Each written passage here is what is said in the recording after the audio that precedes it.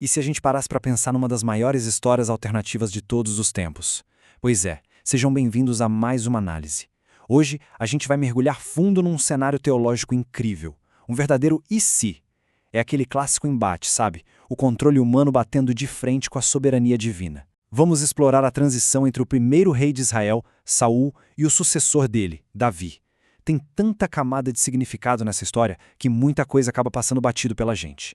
Então, a grande pergunta que vai guiar nossa análise de hoje é a seguinte: será que o rei Saul poderia, de forma totalmente pacífica, ter entregado a coroa para Davi? Geralmente, quando a gente lembra dessa transição, o que vem à mente? Muita violência, lança voando para todo lado, perseguição no deserto, aquela tensão absurda, né? Mas e se essa passagem de bastão pudesse ter sido amigável e cheia de honra? O material que estamos analisando sugere exatamente isso. Existia, sim, uma alternativa. O que nos leva à primeira parte da nossa análise: a tensão entre o trono e a identidade pessoal.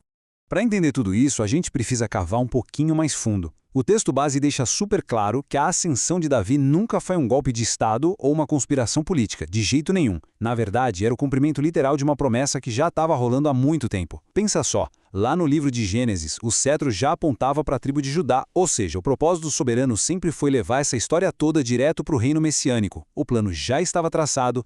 E é aqui que entra um detalhe fascinante sobre o próprio Saul. Sabiam que o nome dele, Shaul, significa literalmente pedido ou até mesmo emprestado? Incrível, né? Ele entrou na história como uma resposta direta àquele desejo desesperado do povo de ter um rei igualzinho ao das outras nações. Então preste atenção nisso. O reinado de Saul sempre teve prazo de validade. Era para ser uma fase temporária, um reino meio que emprestado dentro do plano divino, até que Davi chegasse para cumprir a promessa de vez.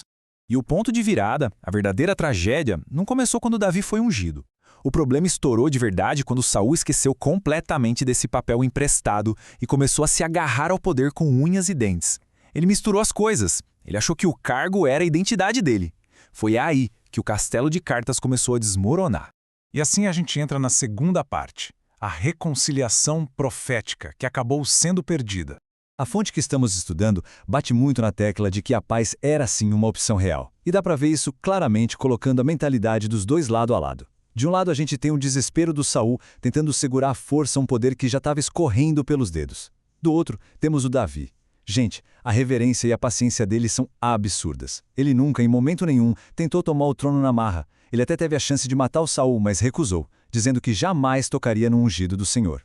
Essa paciência toda mostra que, para a transição ser pacífica, só faltava o Saul dar o braço a torcer.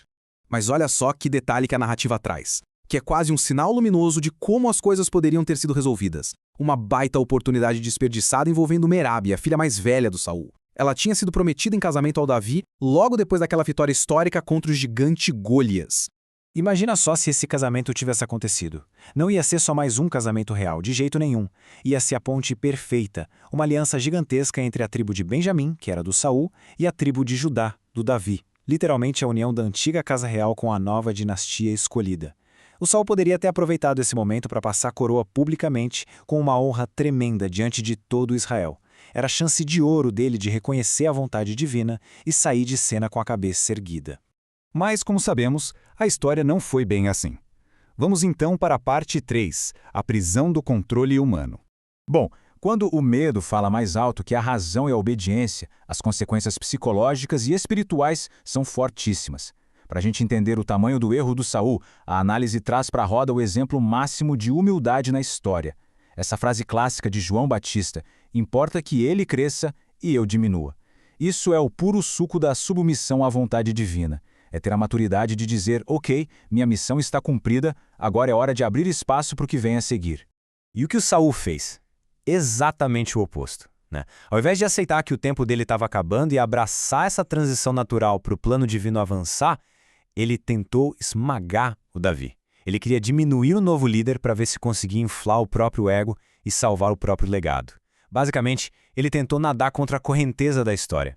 E o preço dessa resistência é altíssimo. Quando a gente tenta segurar à força o que já não é nosso, a coisa toda vira uma armadilha. Sabe o que aconteceu? O trono virou uma verdadeira prisão de segurança máxima para o Saul. Aquela coroa maravilhosa passou a ser um fardo de chumbo. E o ciúme que ele sentia, nossa, virou um tormento absoluto noite e dia. E o mais triste, Quanto mais ele forçava a barra para manter o reino sob controle, mais ele perdia a presença e a paz que ele tanto precisava.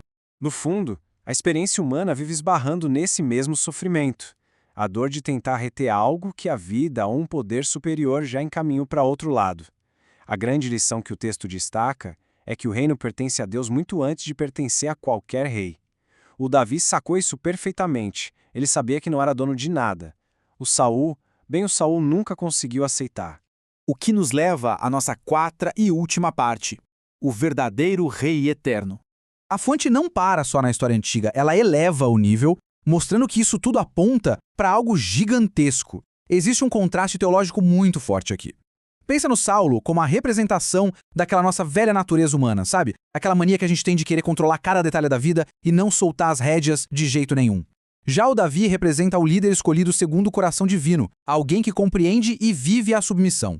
E essa figura do Davi, obviamente, aponta para um destino muito claro na linha do tempo. De acordo com o material que estamos analisando, Jesus Cristo é o cumprimento total, perfeito e absoluto daquela antiga promessa messiânica que começou lá atrás, na tribo de Judá. Ele é o verdadeiro Rei Eterno. E diante desse Rei, todas essas disputas humanas malucas por poder perdem totalmente o sentido. No fim das contas, toda e qualquer coroa humana tem que se curvar. Então, a maior tragédia daquela época inteira talvez não tenha sido a perda política de um reinado. A tragédia real foi o Saul não ter percebido a paz imensa que ele teria se simplesmente abrisse mão. Isso deixa uma reflexão final incrível para a gente terminar esta análise. Será que alguém realmente perde alguma coisa quando se rende a um propósito que é infinitamente maior? A história de Saul e Davi está aí para provar que, no fim das contas, a verdadeira rendição pode ser, sem dúvida nenhuma, a maior das vitórias. Muito obrigado por acompanhar e até a próxima.